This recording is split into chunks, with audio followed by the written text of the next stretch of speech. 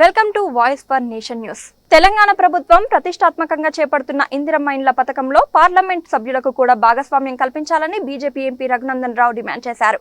లబ్ధిదారుల ఎంపికలో ఎంపీలకు 40% కోటా కేటాయించాలంటూ ఆయన ముఖ్యమంత్రి రేవంత్ రెడ్డికి ఈ రోజు లేఖ రాశారు. ఈ నిర్ణయం ద్వారా పేదలకు మరింత న్యాయం జరుగుతుందని ఆయన అభిప్రాయపడ్డారు.